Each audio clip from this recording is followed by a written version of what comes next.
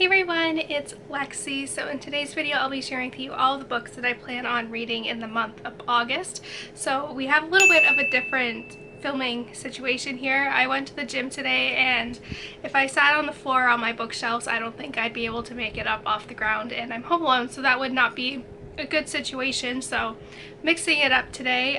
But if you do like this film out layout, let me know if you want me to mix it up every now and then. But yeah, so I have a total of 6 books on here and I'm really excited about all of them. They are actually, like, all of them except one are a fantasy read, which is a little bit different for me, just because I don't really gravitate towards fantasy very often. So this is like a full moon month for me, basically, where it's a little bit rare. But yeah, without further ado, let's get started. So starting out, I first have Of Blood and Bone by Nora Roberts, and this is the second book in the Year One trilogy. And so I read Year One earlier this year, I think I want to say back in March, and I actually was pleasantly surprised by it. And so I had pre-ordered the paperback book, which comes out in October, but I was like, I don't want to wait that long, so I picked this one up from the library.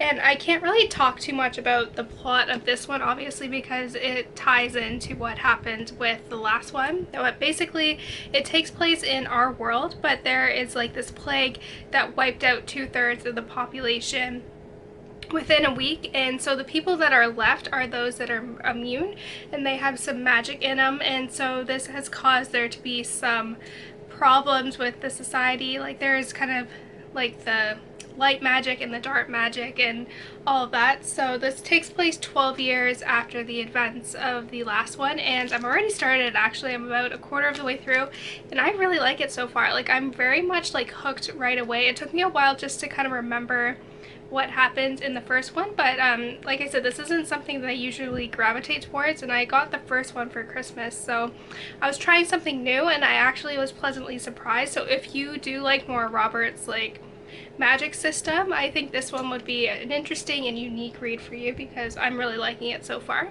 So in anticipation for Vow of Thieves coming out on August 6th, I will be rereading Dance of Thieves by Mary Pearson, and this is the spin-off series to the Remnant Chronicles, which is one of my favorite of all time.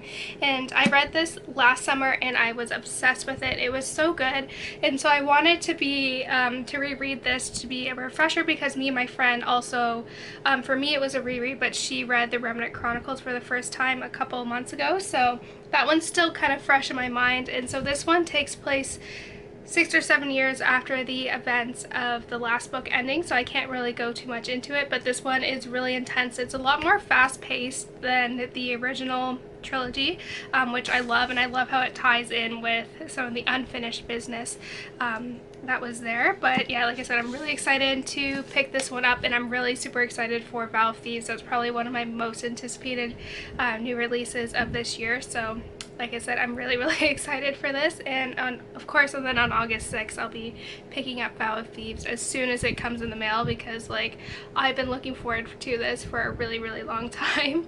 So this is a book that I purchased, I want to say earlier this year, and I had no idea it was coming out, and the reviews for this have been kind of all over the place on Goodreads. There's people that either really love it or the people that are just like, meh, it was okay. And it was King of Scars by Leigh Bardugo, and this is the duology that focuses sorry, on Nikolai from the Grishaverse. And he was like my favorite character of the Grisha trilogy, and so I'm really excited to have a novel that solely focuses on him. And for Leigh Bardugo books, I kind of fall on the opposite end of what the majority thinks. Like, most people don't really like the Grisha trilogy and they love Six of Crows. I'm kind of flip-flopped with that, so I'm very interested to see. I kind of want to get this one out of the way because it is a lot bigger, and I do start school in September, so I'm trying to get like the big fantasy books read now so that I don't have to lug them to school with me, because that will not be fun. So this is a book that I've heard really great things about that I'm really excited to pick up, and it is Spinning Silver by Naomi Novik. And Novik, I can never get her name right, but basically this is a fairy tale retelling of Rumpelstiltskin. I think that's what it is. I'm not familiar with this like fairy tale, but I did read Uprooted last January, and I actually really liked it. I like how her books are very dark, so I'm very interested to see how I feel about this one. I've heard really great things about this, so I'm excited. I think this one will be a very good kind of dark read, even though it is still summertime. I think I like kind of those dark ones every now and then, so I'm really excited for this one. Like I said, I've heard great things about it, so I'm very interested to see how I feel about it.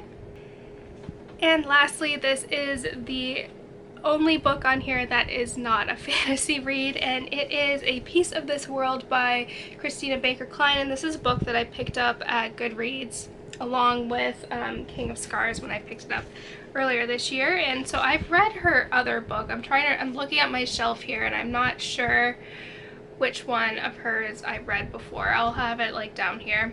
I don't remember off the top of my head. But basically I'll kind of read the back. It's like a dual, Orphan Train, that's the one. Silly Lexie. But basically the premise is, to Christina Olsen, the entire world is her family farm in the small coastal town of Cushing, Maine. The only daughter in a family of sons, Christina is tied to her home by health and circumstances and seems destined for a small life. Instead, she becomes Andrew Wyther's first great inspiration and the subject of one of the best-known paintings of the 20th century, Christina's World. So I think this kind of like ties in with some present day things in here. They also have like a copy of the actual painting that this is talked about, and I'm not familiar with this one, but I think this is one interesting. What I remember from Orphan Train is that this author is very good at kind of interweaving the past storyline with present day, so I'm really excited for this one. So this is probably one, because these books are very big, that I'm currently reading. If I don't read this, I'll definitely be getting to this in September, because I haven't read a historical fiction in a while, I feel like, so I'm really excited for this one as well.